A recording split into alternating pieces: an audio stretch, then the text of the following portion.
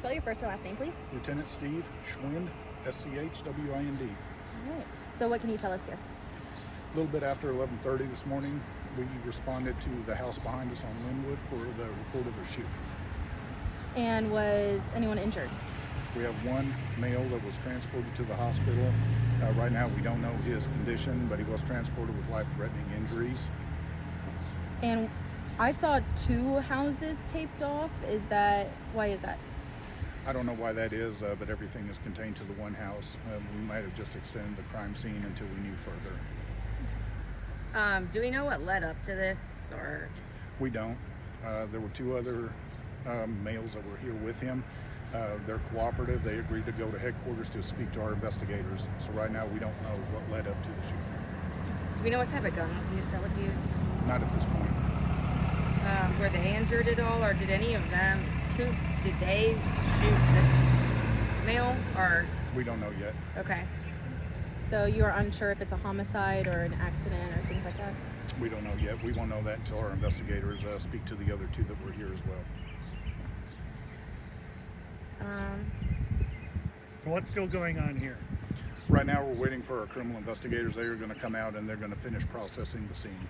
So our tape and our patrol officers, we're just holding it here for our investigators to come out. Have you? Well, sorry, I was just going to say, are they waiting on a warrant to be able to, partly to do that? Or I don't know if they're going to wait on a warrant or consent. That I don't know. Have you found any shell casings? I haven't been inside, so as far as processing the scene, I can't go into any evidence that we have collected at this point. That'll be for our investigators. So the incident happened inside a house? Yes. Are these juveniles? 2 involved were, and we do not have a positive identification on the victim yet. Which of the houses that are taped off here?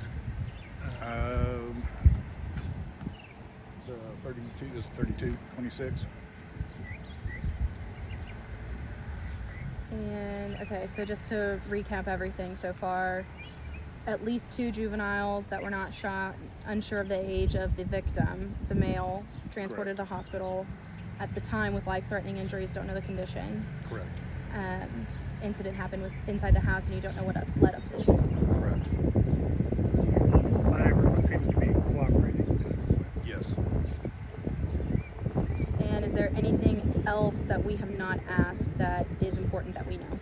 At this point, I don't believe so. There is no threat to the community, and we should have further Chris Swatters be able to release more once we determine more on exactly what happened. How long do you guys expect to stay out here? That's going to depend on our investigators, how long it's going to take for them to come out here and process the scene. Maybe another couple hours, could be 3 hours. I don't have a time frame on. I'm not on their schedule. Where was he shot at? I don't know. I don't know. For this person here, are they able to get into their house? Once our investigators come out here, we should be able to clear and just contain it to the one house we have. And no roads are closed down?